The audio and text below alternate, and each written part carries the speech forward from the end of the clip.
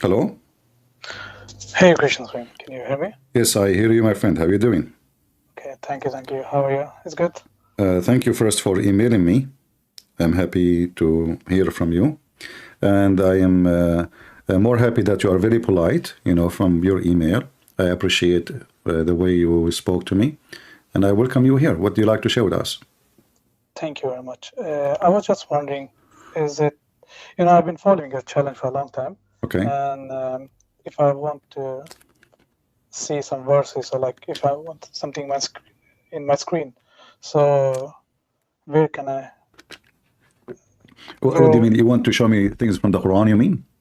No, I say if I want you to put something on the screen, so Yeah. I can, so in which way can I follow it? Okay, like I what do you don't. want? What do you want? Okay, we can come there. I was just wondering, like, No if it's problem. Yeah, clear I or always I like to put reference on the screen. No problem. okay. But you have to tell me what exactly you are talking about. Okay, go ahead. What do you want to say? Okay, of course. I can just begin with, my English is not so good. As I told you earlier, I live in a Scandinavian country. All right. To be especially, I live in Sweden, but I have an Asian background. Okay. I'm a Muslim, like always been Muslim. And lately, like before I come in contact to your channel, I've been listening lots of debates in speaker corners, and it's never my intention to like prove someone wrong. It's for my own knowledge, because I've been reading Quran since I was a child with the translation, and there are like as I follow these different debates, there are different types of questions come up, and as I follow you, you have also, and I don't find many people could answer. Okay. So that was, I was wondering if it's better if I talk to you Sure, personally. sure. Good. I'm happy to Share hear my from you. thoughts. And let's go straight to the questions, and so we can, get into the conversation Of in course, deep. Yeah. yes. I'm not really ready, but but I have some notes I have written for myself. Yeah, the thing is, I was wondering, I've always had this conversation, like there are some verses in the Quran.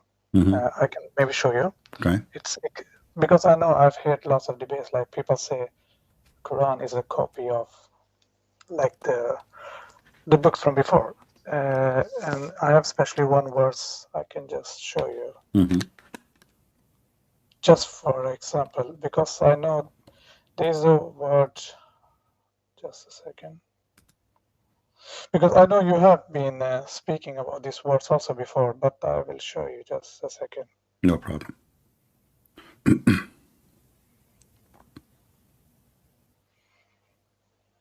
Yeah, we can take, it's from the Thunder, I think chapter Thunder, verse 16. Chapter what? Its name is Arad, the Thunder. Arad. Okay. Yes. Okay. I think it's chapter 13, verse 16. All right. Just to like Verse 16. Yes. All right. It's where Okay.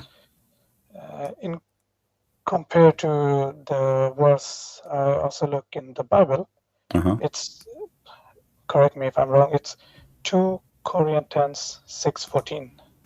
Okay. All right. Yes. What I find is, because I've been lately also reading Bible, so what I found, if you take this verse, the Quran verse, and with the Bible, they speak about like light cannot, they said like light and darkness cannot go together. I don't know if you have the verse in front of you. Yeah. Okay. Yeah. Yeah. So here you notice that the Quran is copying from the Bible, you mean? No, I've heard this debate many times. Okay. I have heard this point, but Okay. what my thought is, there cannot be. It's either how you see it, because you can either see it's a copy, or you can either see it's from the same God. I will make it simple for you. Yeah. First of all, I can say, well, this is the same God repeating the same thing. So what a big deal, right? Yeah. Okay, but this is not the case. Why? If we go to verse number 13, you will see that according to the Quran, the angel, the rad, is not a thunder. The rad is an angel. So the Quran is full of fictions. If you go and read the interpretation, any interpretation you wish, the thunder is an angel who glorify Allah, and he have a fire belt in his hand. So when he moved his right hand, they asked Muhammad, so what is the light we see? He said, this is when he moved his fire belt toward 70,000 angels in his right hand. What about the other light we see? He says, this is when he moved his fire belt to the other 70 in his left hand. So this is an angel. He is in charge of the thunder, and he drives the cloud from place to place. So here we notice that Islam is not just, copying. Islam is copying everything, including fiction stories. You know what I mean? So suddenly the thunder, if we go to interpretation now, and I will show it to you on the screen. You see my screen? Yes, I can All see right. it. Yeah. Okay, I will go to 13:13, and we will read the interpretation. No, I think it was 13:16. The verse I was. Yeah, but I went just to show you that Okay. it's not the same, because simply Muhammad, he copied from everybody. He copied fiction stories too. So here it says, if you read with me, this is Tafsir al-Jalalain. The thunder who is in charge of the cloud driving them, while he constantly proclaim his praise, that he says glory to Allah through his praise.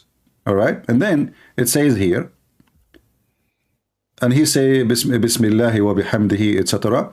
And to the angels proclaim his praise in a way of him that is of God. He unleashed the thunderbolt. These are fire which is issues from the cloud, and submit to whom he will. So we have verses in the Bible about God. He can use the nature, he can use thunder to punish people too. But here you will notice that suddenly the thunder is an angel. He's in charge of the cloud. If we go to Ibn Kathir, we'll see the same story. This is Ibn Kathir. Let us go. So what I'm trying to say to you, like in Quran chapter 9 verse number 60, the Quran says that Muhammad is an ear. Why they call him ear? Because simply he is an ear. He's like a radar. If he hear anything, he take it, he put it in the Quran. So it's not going to be surprised if Muhammad he hear, like he obviously there's many things actually he copy, even Paul. We can quote many verses. Just to if you read me here, before we continue, I will give you the mic.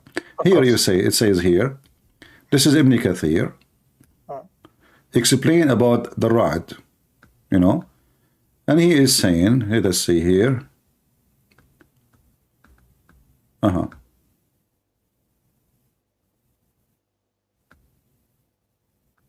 I hope they did not take it off, because Ibn Kathir in English is different from Ibn Kathir in Arabic. It says here, just to pause you there, what I'm trying to mean here, this is not my main point, like it's not about the verses. What I was trying to make my point is how can we explain the verses in the Quran? Because at the same time there are verses in the Quran where God said that Prophet Muhammad couldn't read and write. Who said Muhammad cannot read? Where it says that? But this is a story when the angel Jibril visited Prophet Muhammad. Or like, is it like you can... No, my friend, anyone who speaks Arabic, he should know that this is not true, because the word ummi does not mean he don't speak, he don't read or write. If you go in the Quran, in 2 seconds I will prove it to you. If we type the word ummi, this is the word the Muslim they keep using to explain that Muhammad is an illiterate, right? Yes. Okay, but this is the word does not mean a person who do not know read or to write. Remember here we are talking about God and religion. We are not talking about education of someone want to go to school. So Muhammad, he is a person who do not know God. He is from the Gomai. The Gomai is the pagan. You know, if you go to chapter 2 as an example, not limited, verse number 78, it says here, and there among them the Jews. No, this is not about the Jews actually. This is false. They add the word Jews. وَمِنْهُمْ أُمِّيُّونَ لَا يَعْلَمُونَ الْكِتَابِ. And from among them, illiterate people who know not the book. So do you see who is the illiterate? It's someone who do not know the book. It's not about not knowing how to write, how to read. And this is repeated many, many times in the Quran. I can show you another verse. Chapter 3, verse number 20. Here is dividing the people to two kinds of people. Ummiyin and Muslims. Okay, why the Muslims are all the Muslims do not know how to write, how to read? The Quran call all Muslims Ummiyin. Here it says, those who they are giving the scriptures, between two brackets, the Jews and the Christians, and those who they are illiterate. Do you see it? Sorry, it's in Arabic, so I cannot... No, I'm showing you in English. Okay, let me give you the website I'm using, so you can switch with me as I switch. Okay, thank you. Yeah. So the Muslims, sadly, they claim that they are the one who knows their religion, but in fact, we are the Christians who taught them their religion always. And this is why Muhammad, he refused to debate the monks who came to him from Najran. So here it says it clearly, if you open the verse, those who they are illiterate, between two brackets, and this is the Muslim translation, remember, not mine, between two brackets, Arab pagans. So those who they are giving the books are not illiterate. But is it possible that all the Christians go to school at that time? That is impossible, you know. That is impossible. There's people who they are poor. There's no school actually, you know. I mean, the one who teach them usually at that time is a rabbi or a monk, the church. But no, there's no school. So the Quran divide the group of people into two. People who have scriptures, those cannot be called illiterate. Why? Because they are given a book. But doesn't mean all of them they know how to write, how to read. And the other group is the illiterate about God, about God. They are pagan. So the Muslim, they could not even find a very simple thing to explain their book. This is how I find Islam very awkward, and I wonder how in the world Islam is established and how the Muslim cannot see it. I mean, it's in front of you. It doesn't say that, or I'm making things up. Yeah, the other thing is, as I told you always, there can always be like how you see it. No. It's not about how you see it, my friend. We have to be clear here. This is how we see it, or this is how it is. It says the illiterate, who they are the pagan. So there's two groups. The people. Why the Quran is not calling the Christians and the Jews illiterate? Because they are not. They are not illiterate about God. They are people of the book. You cannot call someone he knew God and he have the book of God illiterate. So those who they are Gomai, those are the pagan, are the one who they are illiterate, and that is Muhammad. Let me show you another verse. I can show you tons of verses. Not only that, even Muhammad himself, he was sent as an illiterate, as a pagan to the pagan. If you go to chapter 62, verse number 2, and let me give you the link so you can open it easy too, to make it easier for you to follow with me. Read with me. He it is who sent among the illiterate once messenger, Muhammad, from among themselves. So they are illiterate too. And he is illiterate. Do you see it? You know, I've as I told you, I've seen your, and I've seen many debates where you have been speaking about these verses, and I've been also like following there. People say like, if we follow it as it says, a people among from themselves, in that case, it will be someone who is illiterate to someone who is also illiterate. But there's no way all the Arab are illiterate. Illiterate here is about what? About illiterate who they are not having the book. Okay, I will give you another one. Does the Quran confirm that Muhammad is a pagan?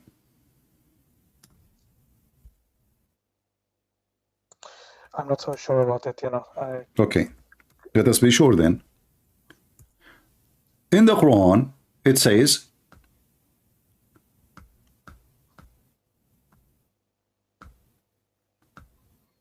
actually, I'm not sure what verse I will show you. I have tons of them, but I'm just trying to take a shortcut. Okay. If we go, just one question, CP, so as I can follow you. So if I understand you correct, so you mean in this case that this think about that Prophet Muhammad is illiterate, it's not true. Is that what you're trying to tell me so I can understand? Muhammad never was illiterate. Muhammad, he used to learn, and he learned how to write, how to read long before. Muhammad, he used to be a businessman working for Khadija, correct? And those who work in buying and selling, they have to calculate, they have to write down notes, because this is how trade work. You cannot be a person who go from place to place and you do not know how to write, how to read. People will laugh at you. People will scam you. So in the Quran here, in chapter 93, it says, he found you lost, not as they say here, wandering, lost, and he gave you guidance. What was Muhammad lost? What does that mean if somebody is lost? Yeah, it can be in the meaning like lost from religion. Okay, but lost what? I mean, for sure not lost about finding his way in the street. So a person who follows the true God is not lost, correct? Yeah. All right. But we have more verses to confirm what we are going to talk about. There's more verses confirm that Muhammad, he have zero faith in the true God, as we see here in chapter 42, verse number 52. It says, Ma kunta tadri. Here we go. Do you know Arabic? No, okay. It's okay. No problem. But I'm just, because if you know Arabic, that will make it easier for me. So in verse number, chapter 42, verse number 52, it says,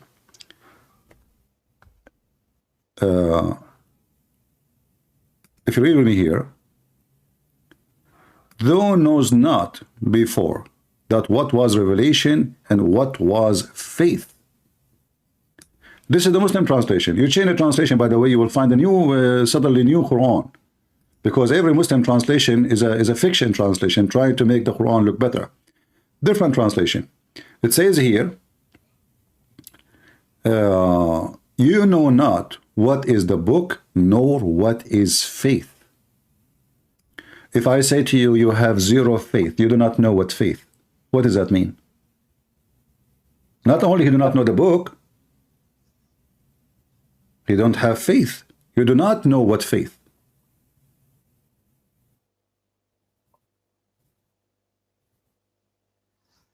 What do you think?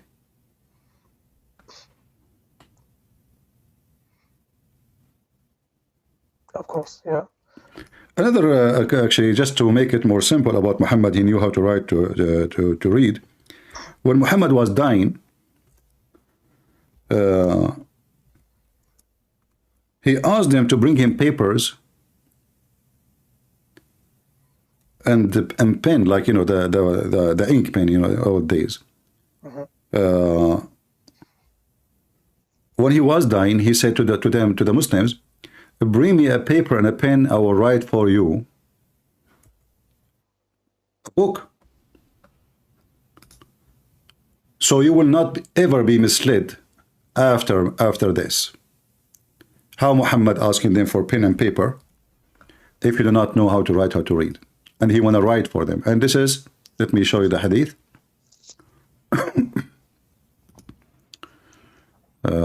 Here. CP, what I was thinking. Okay. Do you see the hadith? Before we continue. Of course. This is Al-Bukhari. This is not any fiction, this is very authentic. So he said, Muhammad in his death, he said, bring for me paper, and I will write for you a statement after which you will not go astray. Do you see it? I cannot see it in my, but I'm okay, listening. I will send you the link, no problem. Here we go. Yeah, of course. You can open it and see it. So a person who do not know how to write, how to read, he will not say, bring me a pen. You know, he will say, write for me this, correct? Is that correct? Right. Yes. Yeah. But he's not asking for a writer to write. He said, bring me a paper and a pen so I will write for you. Is that confirmed to you? Like now 100% that Muhammad, obviously he knew how to write, how to read? You know, as I see it right now, but you know, I'm the person I like to take my time. That's Okay. the reason why I'm calling you. But here I wanna take your attention for something very important. Do you see what happened in this hadith here? This is authentic, very much authentic. This is al-Bukhari. That means everything the Muslims have is a lie. Why? Because Muhammad is claiming that this is what he will write is what will make them not to be misled. Correct? What he was going to write is what the Muslims they need so they will not be misled. So the whole Quran was a joke then. And then you will notice here that Umar al-Khattab, he says, Hajar al-Rasul, which means he lost his mind. And he said, we have the Quran and that's enough. We have the Quran, read carefully. You know? Actually here in the hadith doesn't say it, but I can show it to you from different hadith. So Umar, he said to them, no, don't give him anything. This guy, he lost his mind. Hajar al-Rasul, you know, imagine how somebody he say such a thing. So Umar, he says, we have the book of Allah and that is enough. We don't want him to write anything more. All of those is authentic hadith.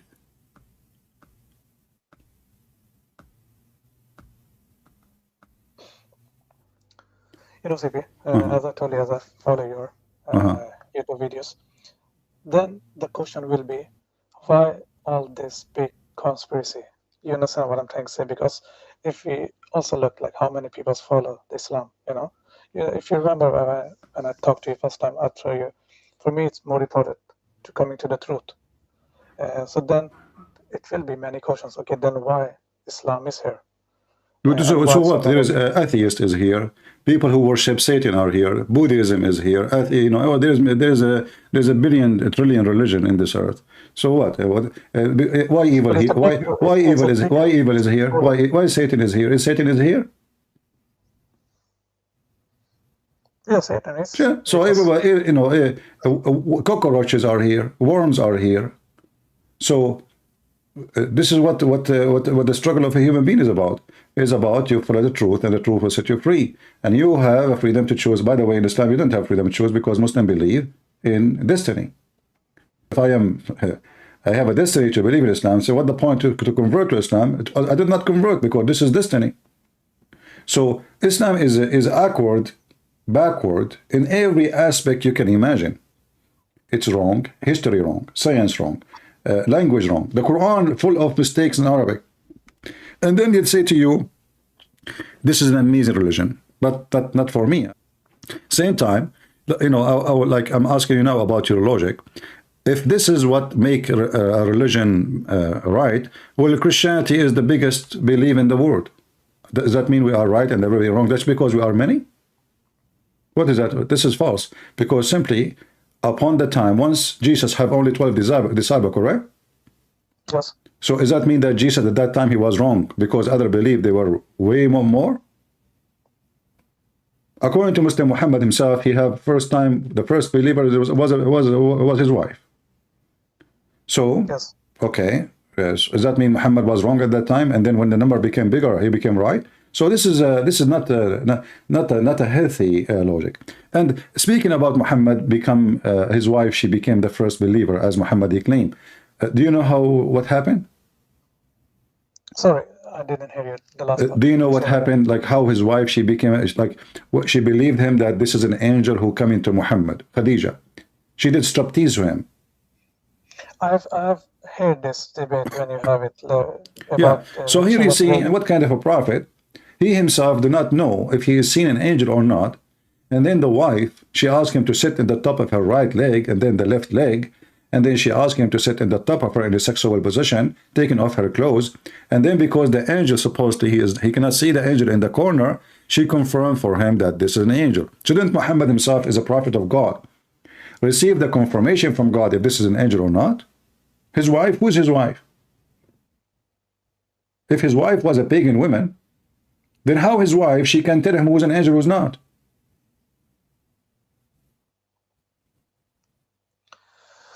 You know, CB, this is the thing, like, because as I have listened to your channel and many of the debates, especially, you know, what I was also like going in my mind, as I told you, the many scholars from the speaker corners, you know, I follow like many. You have Brother Mansour, Brother Hashim, and I've never seen them. Those aren't scholars, those are potato. What scholar? They don't even dare to speak to me for a second. So that's what I mean. That's make Scholars? more doubtful. You see, that's making more doubtful. And that's the reason why we are talking here today. Okay. You know what? You know, it's hard I want to make it easier for you. Tell me what is holding you to stay as a Muslim. And let's see if I can convince you that you are wrong. So tell me why you are still a Muslim. You know, I've been like reading the Quran, okay? I know like there are many. You are reading the false Quran. Sorry. Because you are reading the translation, correct? I'm reading the translation, yes. Exactly. So you never read the Quran. The Quran translation have nothing to do with the Quran. And I assure you that. And you can choose every single translation you wish. You will find that all of them, they are false. But anyway, continue. You know, there's, yeah, so what I have found, because, you know, you know, it's very hard because, you know, if you're born into a Muslim, okay, it's most of the time it's not too easy to think this is not the right path, because you think automatically this is the right path. It's depend on how you, like how much deep you want to know. For me, I have always been interested like to learn about and listen to different debates. So until now, what I have read in the Quran, I've seen like many signs and many things. Give me one. Let us go one over one. Let us see if those signs you see is true. We can just take an example. If you know this, let me say, it's about the star, you know, the sound the stars make. The sun what? You know the star. What star? Make noise. There's a words about... the stars make noise? Yeah, how the stars, it sounds. If you know the words, what I'm not sure about making noise, what do you mean? But let me search in Google, Prophet Google, about Muslim claiming something in the Quran. Make noise. Quran. The sound of the star. Miracles. Like, it's like a knocking door. If it's what? Okay, hold on. Let me. I'm looking for in Google to see where Muslim mention. Okay, knocking door. Okay. You are talking about An-Najm al-Tariq. Let us see. Yeah, al-Tariq. You see, here you see the deception. If you read every Islamic interpretation, do you see anything of what they are saying today? So how come the Arab who speak Arabic never mentioned this before? Now the Western, they discover something, we try to match it with the Quran. And that's what the Muslims try to do.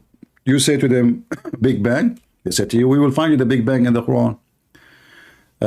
You say, At-Tariq, they will say to you, oh, the Quran, speak about it, you know. At-Tariq, let us go. I will just show you how the Muslims, they fabricate answers always. Always.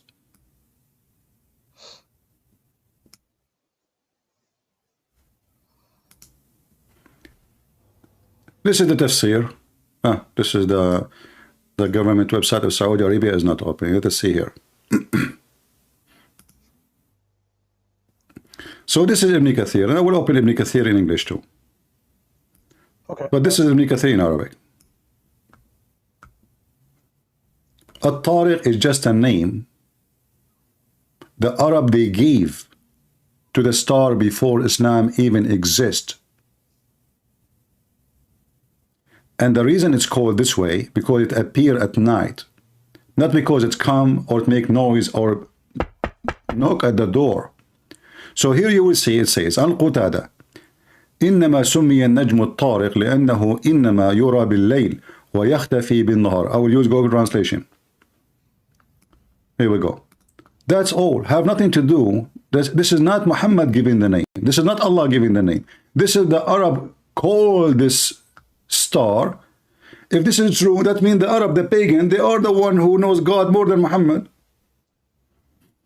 Do you see it? At-Tariq, because it's called, this is star called At-Tariq, because it's only visible at night and disappear during the day. So it come to our door, but it's not knocking at the door. Make noise. By the way, all the stars make noise because they have explosions on them. No, my understanding is like of this verse is like. Do you see? I mean, do you see the interpretation, my friend? Did you see the interpretation, or this is my fabrication now? Do you see it? This is Ibn Kathir. Okay, so this is the original meaning, the reason for the meaning. The Muslim today, they try to fabricate and make it about something else. But this is not what it says. This is not the reason. And this is a name given by the Arab, not Allah. You see, if the Arab is the one who gave this, I mean, if Muhammad is the first one who says that word and he have different meaning, I will say, okay, Muhammad, how he knew that? But this is a name, is even they call a human being Tariq. A human being, his name is Tariq. There's before Islam. So this is very well known, have nothing to do with knocking doors. And the Arab call it this way because this star appear only in daytime and come to their doors, which means come to them to appear at night. And this is the interpretation in front of you. But here you notice, by the way, what kind of God he speak about this? What is the point? Nothing. Because if you read with me, Allah, he swear by such a star. How come the Muslim did not notice that this is a pagan swear? Why God, he swear by a star called At-Tariq? Why Allah swear by the heaven? Why Allah swear by the other star, the person? What's wrong with this God? Because God do not swear by something is less value than him if he swear. As an example, your God, he swear by the fig. Wat-tin was zaytun. So how come the Muslim did not notice something fishy here and something silly? When Allah, he swear by the heaven, does that mean we shall believe him now? What do you think? Like, does that make Allah more truthful when he swear by the heaven and the star? If I swear by my cat, if I have a cat or a dog, does that mean you have to believe me now that I'm truthful? Is that a star is so dear to Allah? Like, is it maybe the mother of Allah, maybe the nurse of Allah, maybe the sister of Allah? Well, why Allah swear by a star?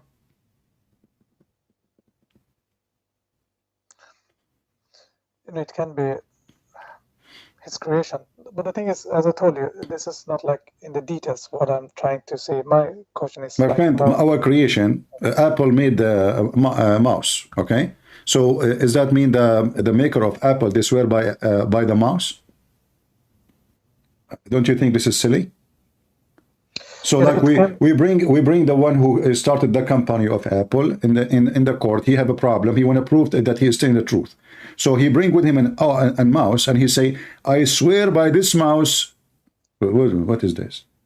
Well, you swear by your creation. Your creation is equal to nothing. It's your creation. A person, he swear by something like big in value. Big to whom? Isn't it you Muslim, you say Allahu Akbar? What Akbar mean? The Muslim, they say Allah is a greater. So, which is false, by the way. Akbar does not mean greater. Akbar mean bigger. But we will go with that. So, how the greater swear by the less great? He is the greater. You see, CP, this type of questions, what I'm trying to say is I'm not suitable to answer because I'm not into as you say, I'm not like I'm not a asking you, scholar. my friend. I'm not asking you to Yeah. answer. I'm asking you to think with me. You see, I'm not expecting you to answer. But I'm expecting you, as an adult, mature, seeking the truth, to think. Why God wanna swear? Like imagine a God, you know, that you are watching a movie about God who is so powerful, etc., and then he swear by the turtle. It can be a saying, you know, like if it can be a Okay, hold style on. of Just to show writing, you, you see. before you So, continue, if you go with me little bit, according to the Quran, it says here يخرج من بين خلق من ماء دافق يخرج من بين الصلب والترائب. According to the Quran, the same chapter, verse number 6 and 7, the sperm come from the man and the woman. The woman's sperm coming from her ribs, and the man's sperm coming from his backbone. But both are wrong. Do you really believe? I mean, do you need even to be genius to know? Do you really believe that women have a sperm and it's coming from their ribs? What do you think? no, I have listened it before, and that's the thing, because there is the reason why I need to understand, and people normally don't knowledge these things. That's the reason, like because I've been also in contact with some Muslims, and you never get to these things, and the reason is also you never get to ask like this kind of question, because you are not, how you say it, like you're not really in details when you just come to the Quran, which can be also wrong, because No, as you told hold me, on. You see, focus with me. Focus with me for a second, please. Listen, as long we mention the chapter, can we mention other verses in the chapter? How come the Muslim they saw the chapter speaking about the star is called the Tariq, which is funny, but how come they did not see that the same chapter is speaking about a woman, she have a sperm coming from her ribs, and the man have a sperm coming from his backbone? How come they see something, they did not see the rest? Read with me. This is Ibn Kathir. Do you see the screen? yeah, Okay. I'm looking at Ibn it. Kathir, he is explaining the verse. So you will see it's not my statement about the sperm of the women. By the way, women, they are lying to us. They claim that they have breasts, but those are not the breasts. Those are breast testicles. Because obviously they have a sperm according to Allah and coming from there.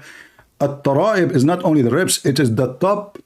You see where like, you know, if you put your finger between your two ribs meet in the top, right away in the top, like next to your neck, you know what I mean? There's like a hole. The women, their hole here is deeper, right? This is taraib. So according to the Quran, read carefully. He created you from gushing forth, meaning sexual fluid that comes out, burst forth from the man and the woman. Human being created from sexual fluid coming from the man and the women. Not the man only. The women see have sexual fluid, which will make the baby. And thus the child is produced from both of them by the permission of Allah, for sure, by permission of Allah. Are you kidding me? And then, meaning the backbones of the man and the ribs of the women. Do you see it? Let me zoom in. How come the Muslims, and you are one of them, you notice what you claim to be a miracle science in the Quran, but you did not see how silly the Quran about tons of things? I mean, this is so obvious, so clear. How come nobody see it? And that's the question why I'm also asking you. No, this is not a question you're asking me. This is a question you're asking yourself. Why the Muslims, they don't see? Simply because they hide anything will make Muhammad look and the Quran look. And we try to find something, we manipulate the language to make it fit with science. But in reality, the second we read the Quran carefully, we'll find that the science will die laughing at the Quran. And yes, by the way, people are not agreeing with me that women, they have a breast testicles. My friend, what are you talking about? Allah says so, must mean Allah made true. Listen, how Allah, he knew that women, they have sperm coming from their ribs. This is amazing. But imagine, my friend, if it's true, like if science discover that really women, they have semen coming from their ribs, the Muslim will, they will make tons of millions of videos about it. But now, because this is obviously it's wrong, the Muslim, they bury it. It's the same chapter, it's just 2 verses after. They saw those verses, the 2 verses are before it, they don't see the verses after, which is horrible.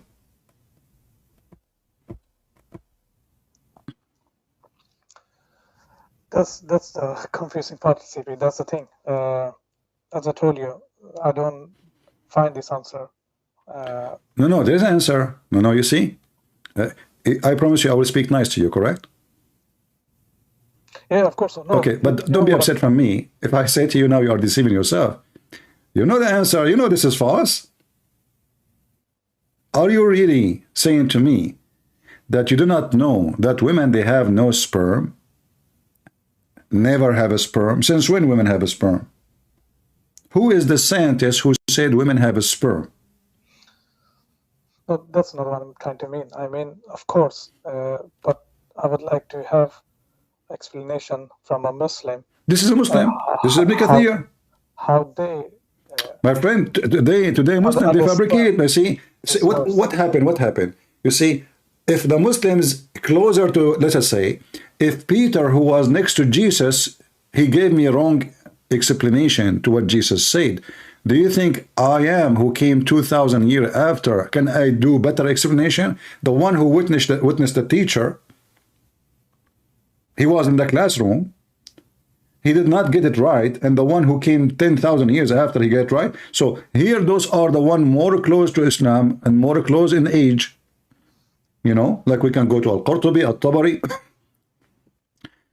We can confirm that from the hadith itself.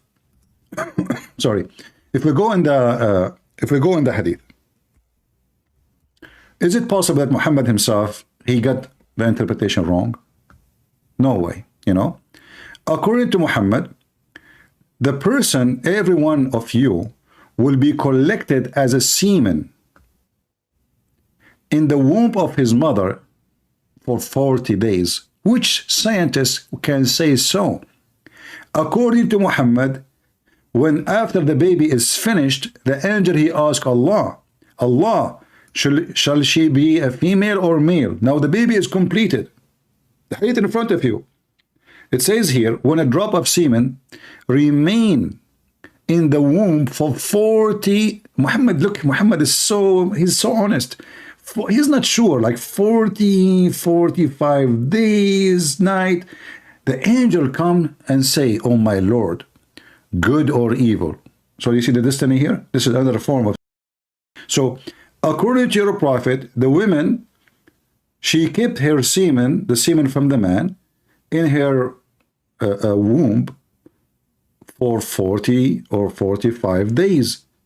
According to science, semen can live maximum 5 to 6 days. So which one is saying the truth? And this is authentic. This is very authentic. So if I want to keep saying to myself, well, I'm looking for answer, the answer in front of you, Muhammad making things up. There's no way. Okay, who is the one who taught Muhammad this information? Did he go to school? You told me that Muhammad did not know how to write, how to read, correct? Yes. So where he received this information? From the angel, correct?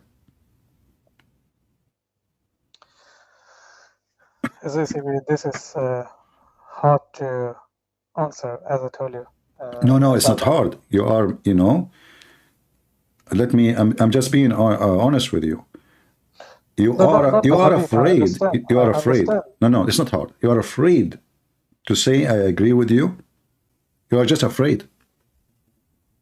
It's not about hard answer. No. You know the answer already. You know that this is false. No, I'm not saying it's not true. But what I'm telling you, when you have, because if I'm grown up in the religion, it's hard for me to caution it over a day. Like I can have some thoughts, but it's hard for me to accept it. As I told you, I need to have my time.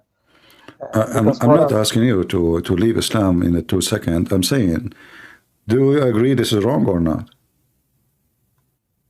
Yes, from the explanation, what I've seen here. No, not explanation. Wrong. You read it. I want you to read it, not me. Okay. Is it wrong or right, according to your understanding? It's wrong. Okay. So I do not. That's it. So Islam is wrong. This is the most authentic. This is the Quran. This is the Hadith. So what we can do more? So this is going to be from God. You are out of Islam already. As long as this is wrong. Well, this is wrong. You mentioned to me the star. Okay, is the sun is a star? Is it? Sorry, CP. Once again, I didn't hear you, the last part. You mentioned to me the star when you mentioned chapter 86. But I'm saying to you, is the sun is a star? The sun is a star, yes. Okay. So when the Quran says that Zulqarnain, he found the sun set in a murky water, and the Muslims, they try to cover up what the Quran is saying. What do you think about that? I've heard the explanation. They are speaking about like if you are in the beach and if you see the sun is going down. So I like what you just said. Where is the beach in the verse? that's the explanation what I have heard. No. You see, who care? They are liars. Do you see the word beach? It says spring. Have you ever heard of a spring have a beach? No. Okay. So where the sun set, you know, you talk to Zakir Naik, we say, you know, when you go to the ocean, you see the sun is going in the water. You think that the water, you know, the sun is going in the water. But in reality, the Quran is not saying that. It's saying from the appearance. What appearance? It's Allah talking. It's not even Zulqarnain. Allah saying he reached the sitting place of the sun. He found the sun sitting in a spring of bloody hot boiling water. There's no appearance. This is not from his, you know, the way he saw. No, he found it. And there's a spring of water. There's no ocean. Do you see the word ocean? There's no ocean. So they lie. They add ocean. They change the word spring into ocean. They add the word from his, you know, his prescription. Like, what the heck is that? I mean, the verse is so clear. Allah is talking. They ask Muhammad, the Jews, they made fun of Muhammad as usual. They want to get him busted. They said to him, Muhammad, tell us about the prophet Zulqarnain. Muhammad, he believed in that he's a prophet. So now suddenly he became, Zulqarnain become a prophet of Allah, and Allah sent him in the earth, and he made him establish kingdom, etc. But this is fiction. The story of Zulqarnain, Muhammad is copying from it, is a story written by a person from Syria. It's a fiction story about a real person. There's many stories. There's many stories about, like, you will find a movie about president, etc. In his time, there's terrorism. Terrorists, they are coming to kill him. The president is real. The name is real. But all the rest of the story is fiction. And this is exactly what happened. So now they are asking you, Muhammad, Allah speaking, about Zulqarnain, say, I shall recite to you something of his story. Who's talking? Allah. So the one is saying, until he reached the sitting place of the sun, which so what the Quran making it clear that there is a place where the sun set, and then he found it sitting. Fifi, he said that the Quran said that he found the wall as it was going to fall. Found the wall, that means he found a real wall. So he tried to fix it, he make it more blind. As long as you found something, it's a find. It's not a mystery. It's not a fiction. I found. So Allah is talking. He found the sun sitting in the black muddy water. If we go in the hadith, we'll find the hadith confirm that. Here we go. And the funny, the Muslim, they say, if a hadith contradicts the Quran, we don't accept it, which is false. Here we go.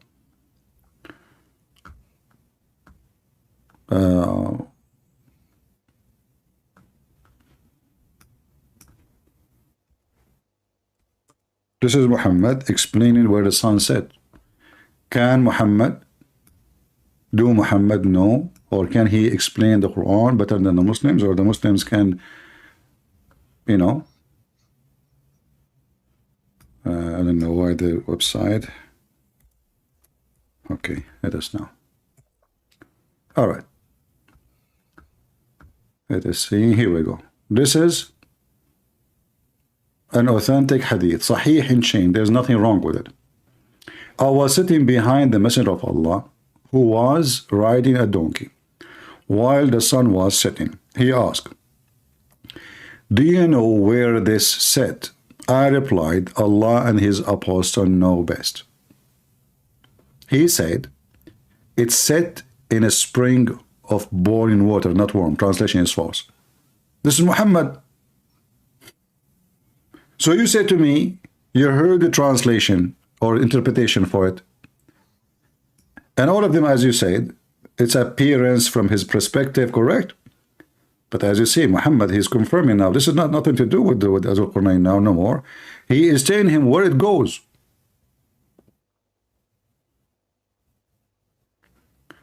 So do we need more evidence that Muhammad, he is just making things up? You know, CP, okay, for a moment, just let's say like I'm doubtful about it. And then the question will be arise, okay, what is a true religion? You know? First of all, there is no true religion. There's a truth. Religion is not a true. Religion is a man-made. Christianity is not a religion. They can call it in dictionary religion, but Christianity is not a religion. The truth is what we should seek. All right. Okay. So then will be the point. What is the truth? As I understand, like maybe speaking to you, or maybe like, you know, it's different because if I speak to a Christian, he will say, our faith is true. If I speak to someone else, he will going on answer the same. Very normal. And then yeah, very normal. But you know, at the end of the day, it is your mind and your soul together. They have to work together. And you come to the truth, which you think it is the truth. You think, not necessarily true. So, in Christianity, when you believe in Jesus, that means you were able to combine both. The fact, which is in some cases is not fact, but it can be fact. It depends how you see it. And your spirit. So in Christianity, both of them, they have to come together and to accomplish a belief. And that belief, when it happened, then you will know if it is really true or not. How? The Messiah, he said, search the truth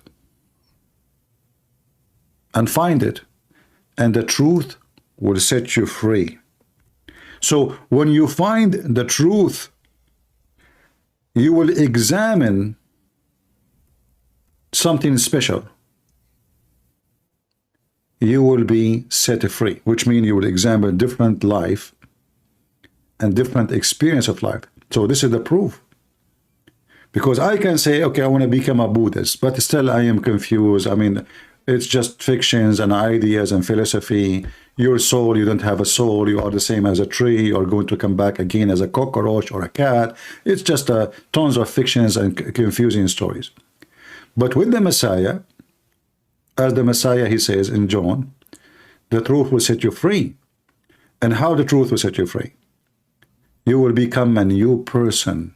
So the Messiah, he mentioned, you will be born again. So this is the only proof you can witness, because everything is an idea. Heaven is an idea. It can be true. It can be false. God is an idea. It can be true. It can be false. Everybody who have religion have God. Satan is God for many. So money is God. Sex is God. Everybody have his own God or gods. It's an idea. You believe in it, and then that's it. You are following it. But in the case of the Messiah, you will notice something will change in your life. If somebody converts to Islam and he is a really, really truthful believer, he will become a terrorist. So change will follow if you believe in something from your heart. A person who really converts to Islam, he have no choice but to hate everyone as a Muslim.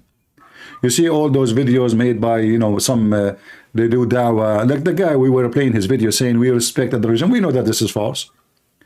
So the most common thing you see from those who are Muslims is they do lie. And the most common thing you will see from those who believe in Jesus, they cannot lie. They cannot. So when you see somebody saying, you cannot lie and you belong to me, the father of all lies is the devil. And then you see someone like Muhammad saying, you can lie to your friends. The wife, she can lie to her husband. The husband can lie to his wife. You can lie to your enemy. So who's left? We establish a society of everybody lying to everybody. And what is the point? Corruption. Because this is what lies do. Corruption in earth. When Muhammad, he say, or the Muslim, they say, that the Prophet have 16 privilege. One of them, if his eyes fall into a woman, her husband must divorce her so he can have her. And then we see what Jesus said is totally the opposite. Totally the opposite. When David, he took a woman, he married her. How he married her? He sent her husband to war. He liked the women. So the husband died at war so he can marry her. God condemned him. God destroyed his family. God even caused even his son to die. That is the difference. So you have a God is the God of the is a devilish God. And in Christianity, you will see dignity. You will see the top of ethic. Actually, you cannot find, and I challenge anyone to find someone is extreme in ethic as Jesus.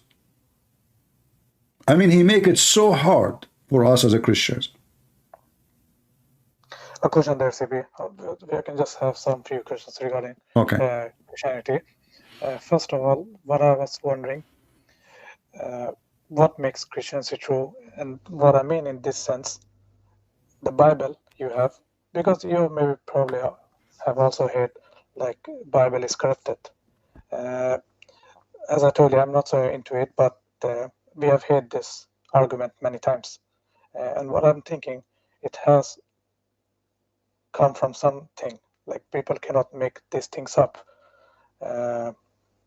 So then you need to discuss, like, because I know a little bit, like the author of the Bible, or like especially the New Testament, it's unknown.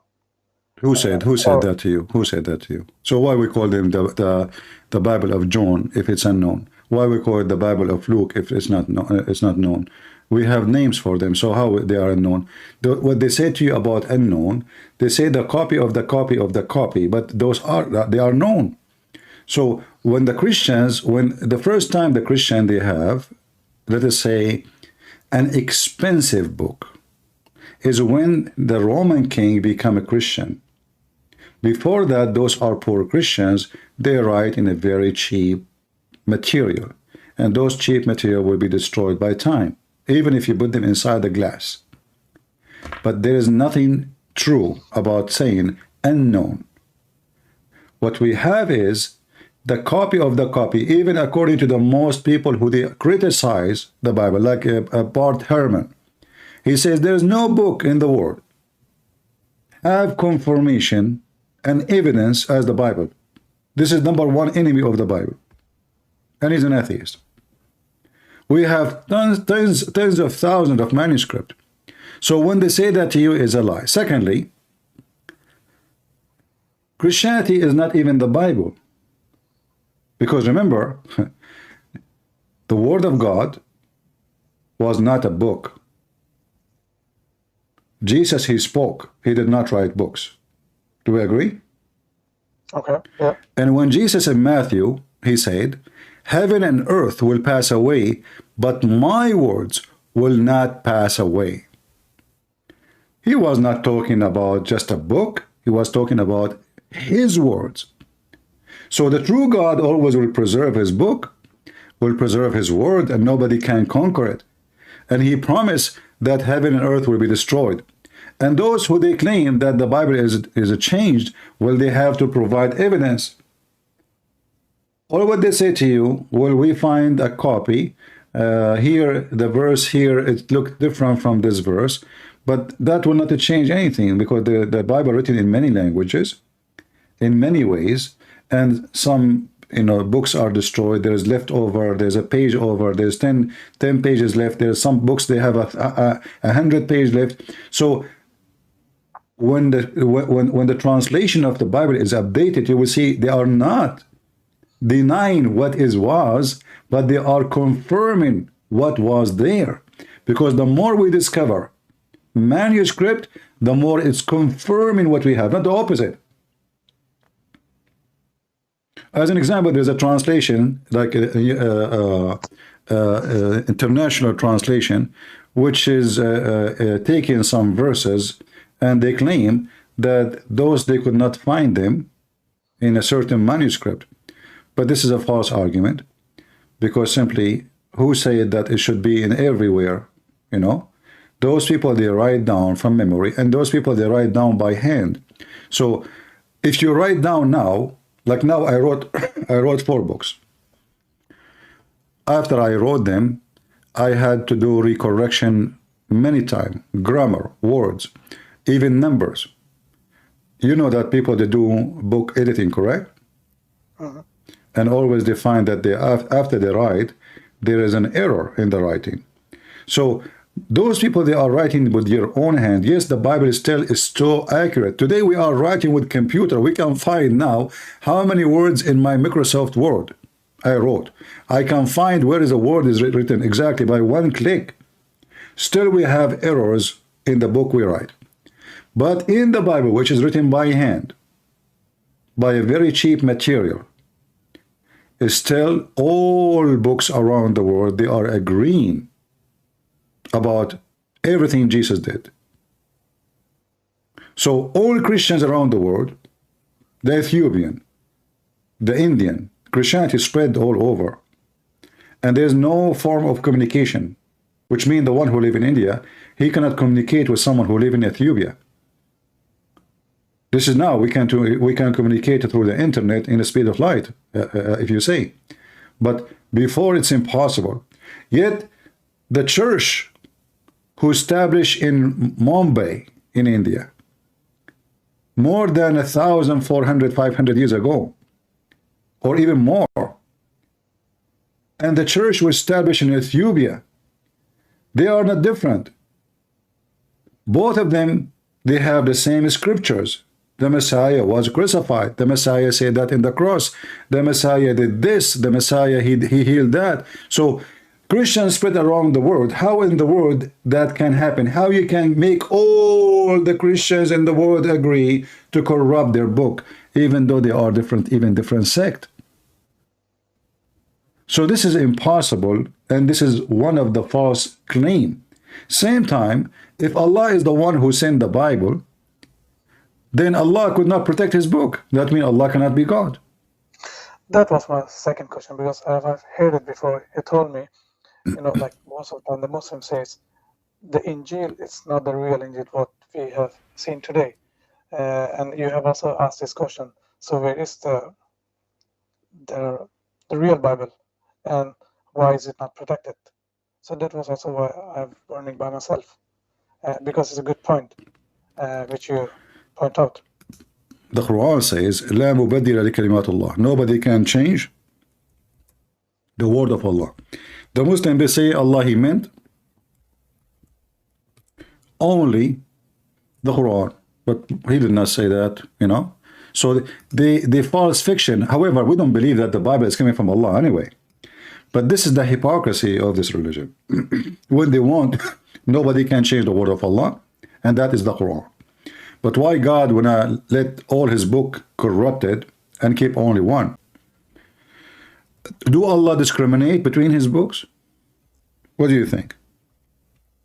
No, but there is an explanation in the Quran that the Bible were corrupted, and that's the reason why Quran No, nowhere in the Quran it says the Bible is corrupt. That's a lie. In fact, the Quran says the Bible is not corrupt. If you go in the Quran, you see, not only the Quran saying nobody can change the word of Allah, as an example, chapter 6, verse number 34, chapter 6, 115, etc. You will find the Quran saying clearly that when Muhammad he came, he confirmed what is with us now.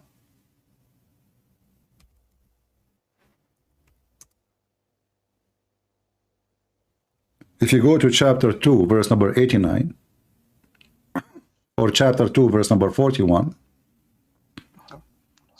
confirming what is with them, not was, confirming now, chapter 2, verse number 41.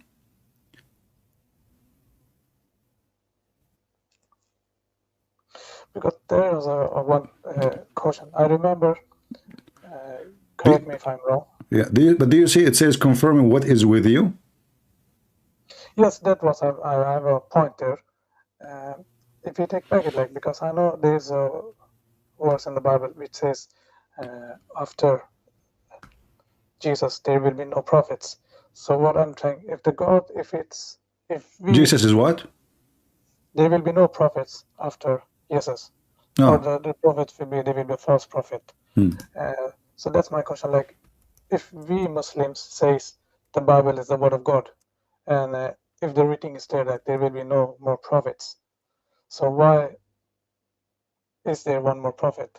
I don't know if you get my point. Friend, first of all, you see, I get your point, but first of all, who said that Muhammad is a prophet? A prophet is someone who prophesies, and his prophecy, they come to be true. All the prophecy of Muhammad became false. As an example, we were talking before you called me, I don't know if you heard me. Muhammad, he said, لِيُشِكْنَا Isa, the Messiah, the son of Maryam, will come down between you very soon. But this is 1400 years ago. Muhammad, he said, this child will not grow old before the judgment day come. And never happened, nothing happened.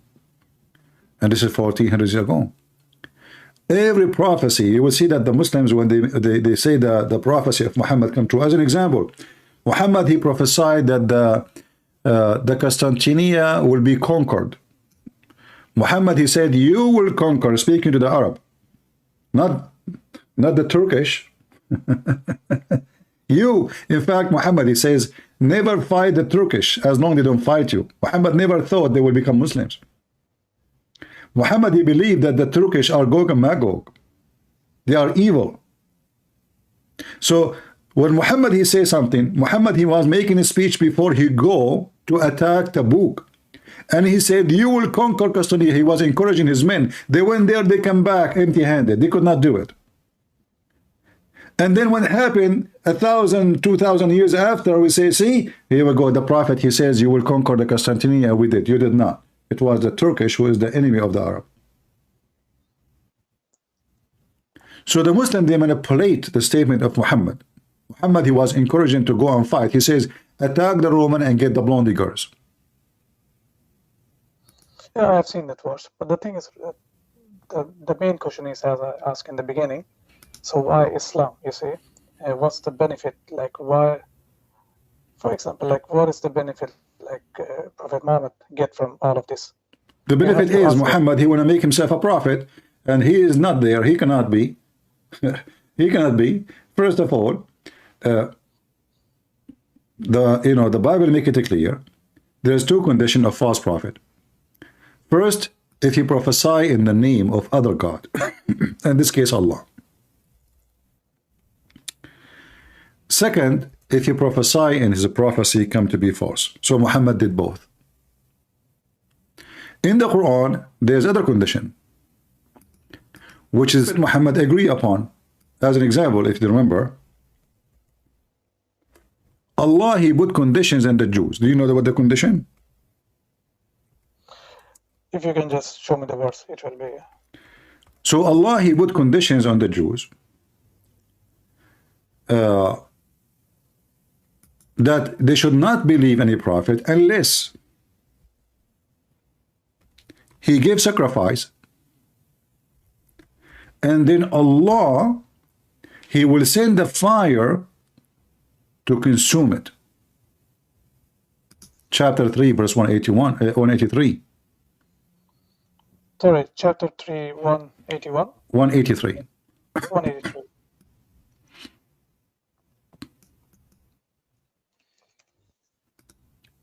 You will notice here that Muhammad, he did not say this is not true. He agreed. Okay, so why they will believe in him?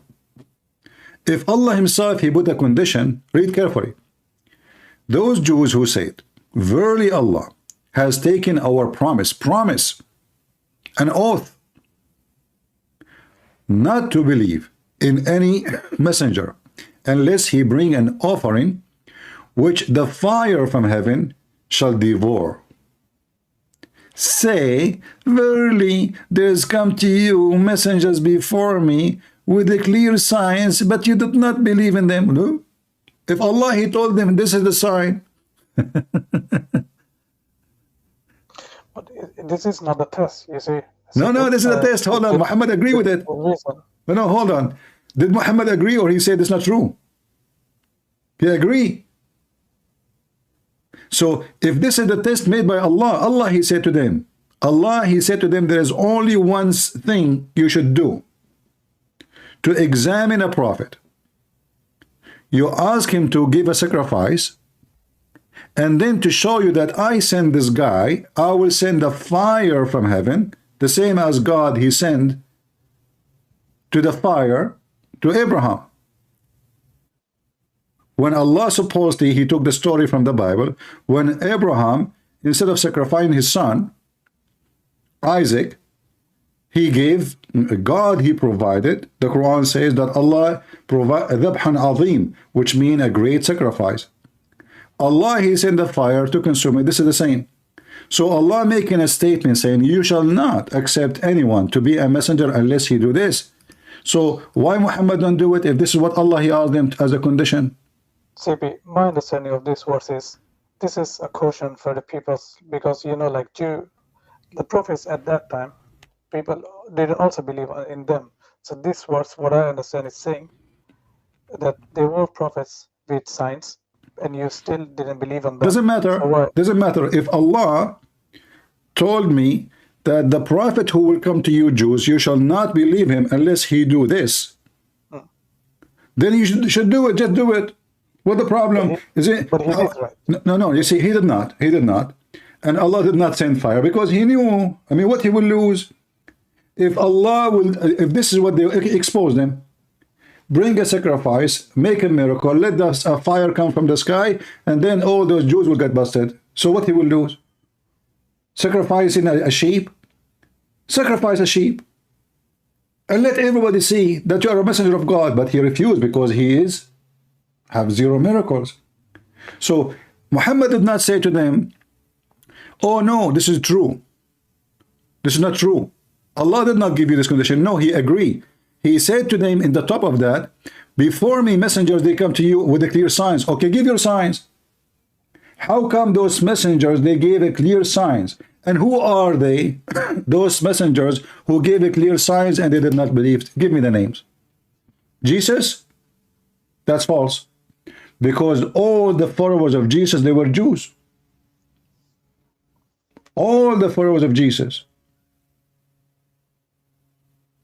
None of them is not a Jew. So if you say the Jews refuse, that's a lie. If you say the Jews refuse the miracle of Jesus, this is a lie. The Bible confirms how a lot of people believe, and they were amazed of the sign of Jesus. So here is just an excuse. Muhammad, he cannot prove to them that he is sent by God, he claimed. It's very easy. Slaughter a sheep. Make offering to, how come Allah is ready to send the fire in the story of, the story of the children of Adam?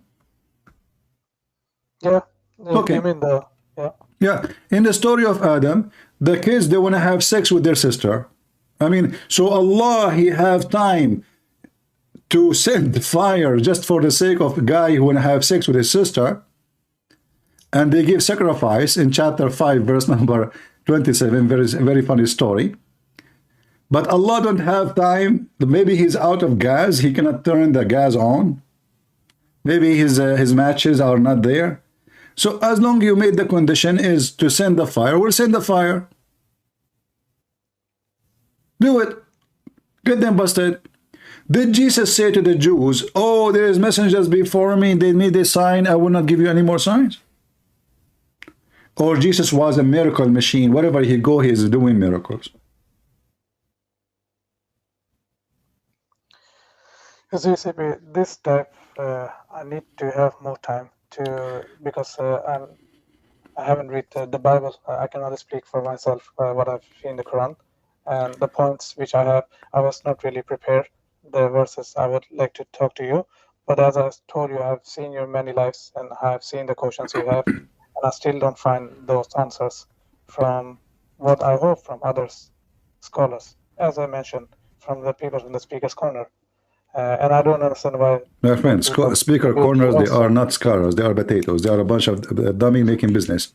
No, And that's what I why they mean, don't like, dare to talk those to me. people don't debate you, because I see a lot of them, the people who you are in debate with, like, I don't find it so fruitful, you see, because it's more of denial. It's more like I want to win. But for me, it's more important, like, to accept if something is wrong, and like to see the truth. Yeah. So that's what I'm missing from the debates I have And seen. I'm here trying to help you. You see, I'm not against you as a person. I understand your struggle. But as you see, if Allah He gave, I mean, this is very simple to understand.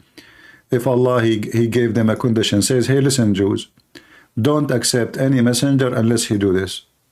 So what is their fault? It's like, you know, your mother, you are a kid. She said to you, hey, honey, mom, don't open the door to any stranger unless he tell you this word. That word is specifically. So you will not open the door, correct? So here actually the verse here proving that the Jews are not bad people, they are just obeying to God, and they are saying, okay, hold on, we are not refusing you. We did not. Do what God He told us to do. That's it. All what you need to do, bring a sheep, slaughter the sheep in the name of Allah. And then Allah will send the fire, and then everybody in town will witness amazing miracle, how fire come from heaven, consuming the sheep, and then everybody will praise God. I mean, is it possible that all the Jews, nobody will believe? You know, don't you see that somebody, like the Muslim, they go in the street, having a conversation with the guy, after 10 minutes, he became a Muslim. Is that true? You saw the videos, right? I've seen some couple of Okay, videos, yes. so how about fire come from heaven in front of your eyes? Is it possible that all the Jews witnessing, not even one will believe? Do it. He cannot do it. And the Quran confirmed that Muhammad has 0 miracles. This is why if you type the word ayah, you will find that all of them about what? Muhammad, he don't have any ayah. He don't have any sign. Never. You know? Ayatun min rabbihi. They keep asking, how come he don't have how come their prophet he don't have any ayah? All the prophet they have miracles. They say, if just one sign sent down from his Lord, say Allah's Allah certainly able to send down signs. But most of them don't know. Like, what do you mean you don't know? Just do it. Look at this answer. They are saying to him, just one sign, they are begging for one miracle. If one miracle come down from his Lord, this God who keep talking about, say to them, Muhammad, Allah can do miracle, but you don't know. Look, what does have to do with the challenge? Imagine I come to people, I say to them, I'm prophet of God. Okay, prophet of God. You see, miracles is given to prophet for what reason? So people believe them, correct? That they have a superpower with them, supported by someone, must be God, correct? A prophet, when he do miracle, is not doing a show. This is not a circus, correct? So he do a miracle in order to confirm that he have a heavenly power in his side to confirm him. But this man, he cannot. And then you will find the Muslim, they wrote in the hadith hundreds of miracles. The prophet is speaking to the lizard saying shahada, the tree walk, and trees convert to Islam. Okay, as long you are saying that those people will not believe, and they are asking you for fire, how come you speak to the lizard? But this is in the hadith. Those are fabricated. Those hundreds of years after Muhammad's death. If those are really happened in the time of Muhammad, they will be in the Quran. How come the Quran speak about every single miracle of Jesus almost? Making the blind see, raising people from death, walking and feeding thousands of people. I mean, endless number of miracles. He can tell you even what you had in your house. He can read your mind. And then the Quran never speak about anything. The only miracle the Muslims they claim about is Al-Qamar in the Quran. But this cannot be a miracle. Why? Because this is a false prophecy. Muhammad, the splitting of the moon? The splitting of the moon. Yes. Okay. The chapter of the Qamar. The verse saying that the moon is split asunder because the judgment day is started. Yeah, I remember you had this conversation. So this was a false prophecy, and simply this is the eclipse. You know, if you read the interpretation of this, you will see the Muslim saying that when the moon is split, the Mount of Hara appear, and the two sides of the moon, the two pieces, split far distance from each other to the point the mountain appear. And here you will see how stupid this story. I will draw for you on the screen. Let me do this. And I can show you the reference too. No, it's don't need to. I know the reference you have, like most of the time when you speak, so you have the reference. Yeah. So here you will see, let us say, this is the moon. Sorry, CB, I don't see your screen. You will see it. I gave you the link, and Rambo did not open it. Yeah, I'm in the Rumble. So now this is the Mount of Hara. You know, the Mount of Hara is here. Let us say, is in the front of it. Let us make it brown in color.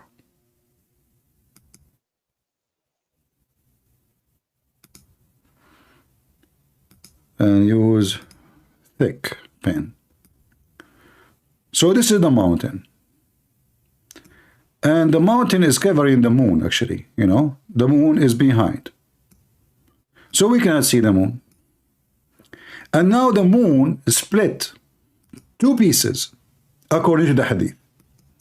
So there's a piece here, and they went so far from each other to the point we can see the moon, even though the moon is behind the mountain. If such a thing happened, don't you think this will be appear around the world, or only in Mecca?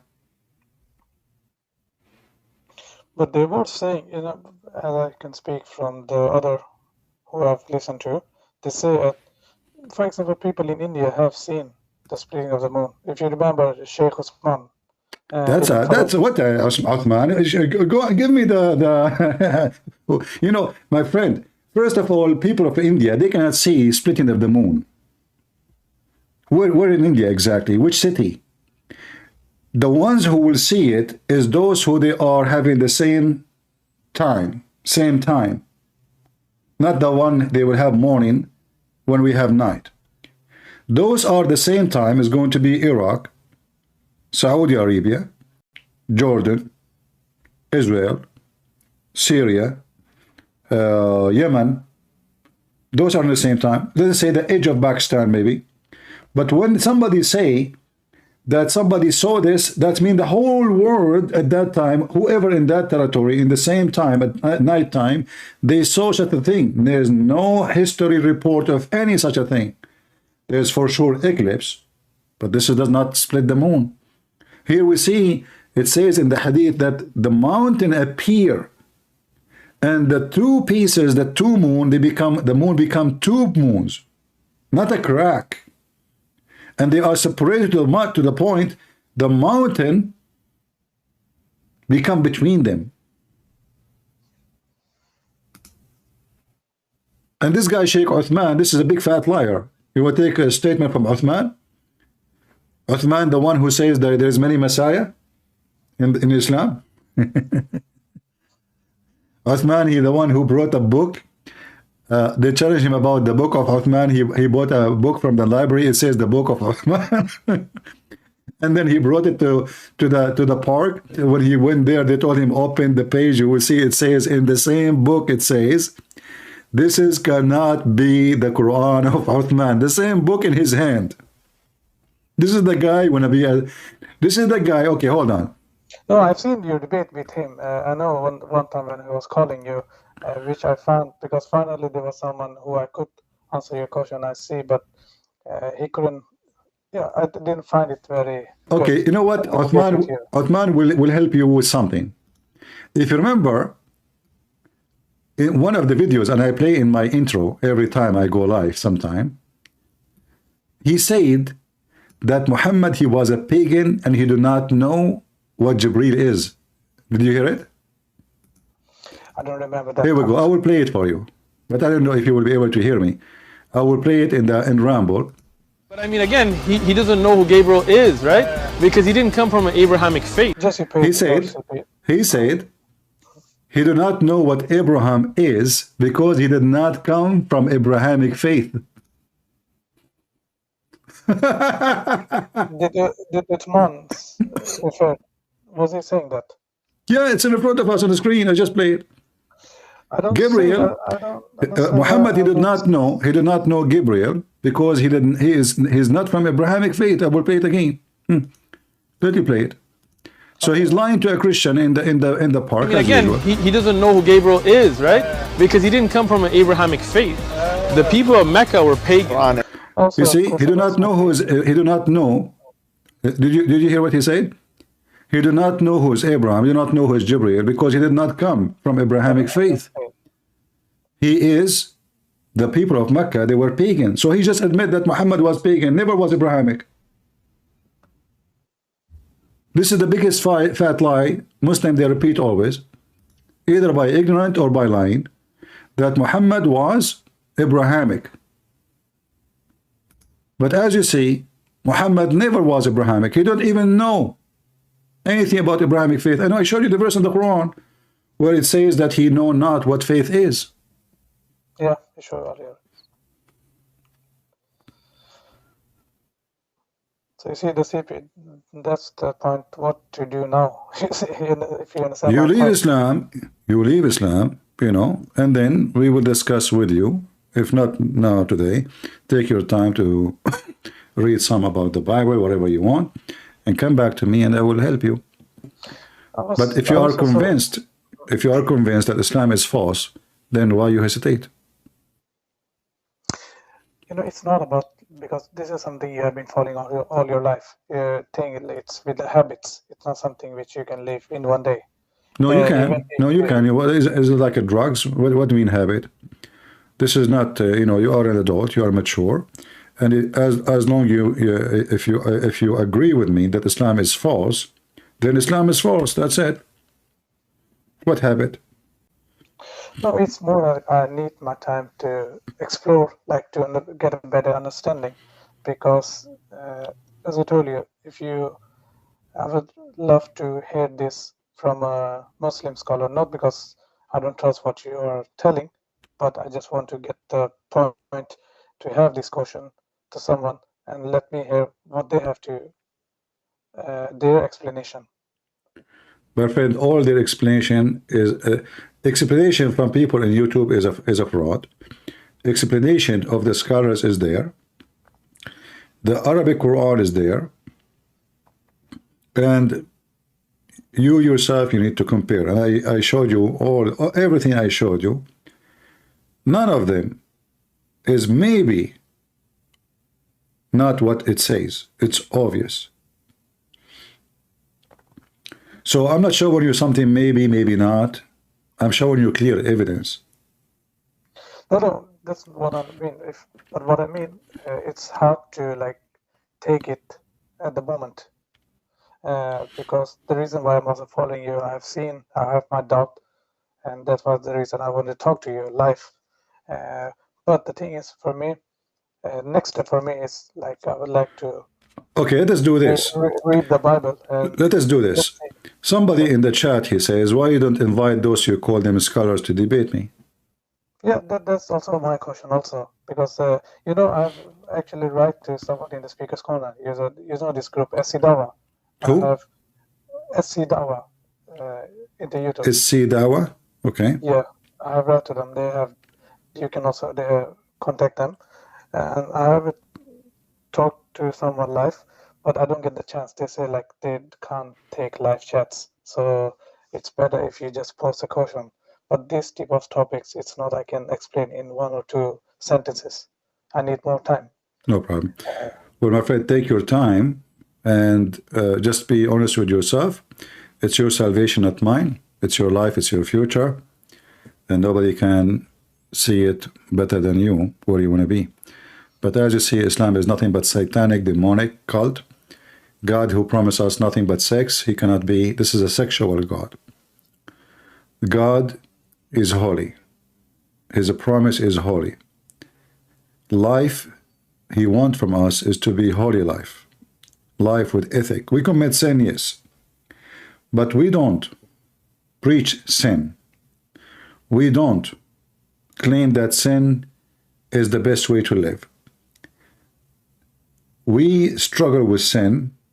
We do sin. We feel bad. We feel guilty.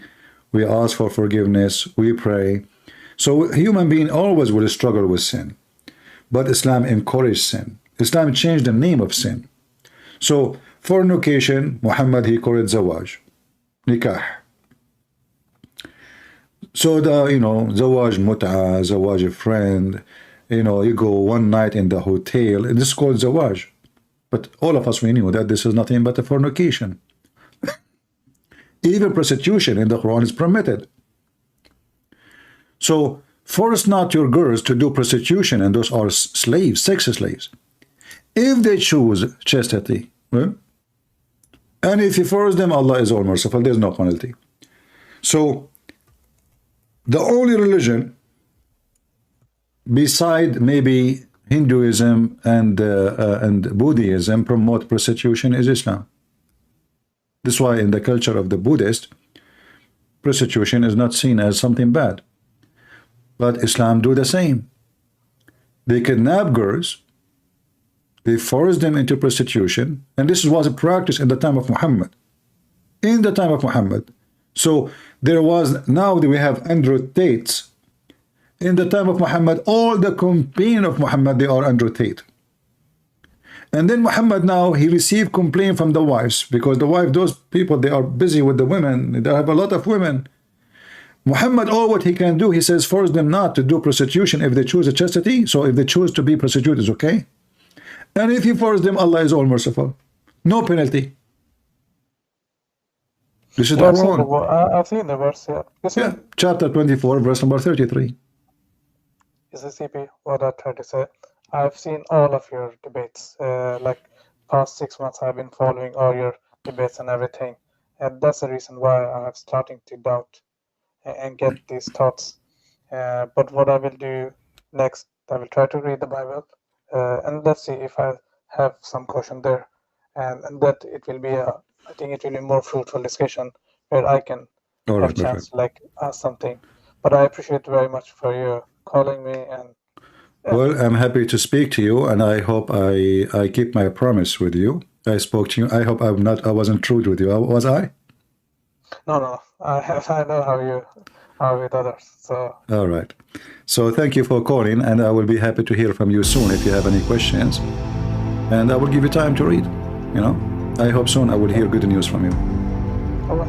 Thank you. Take care. Thank you. Bye. Let us pray for our friend here, this nice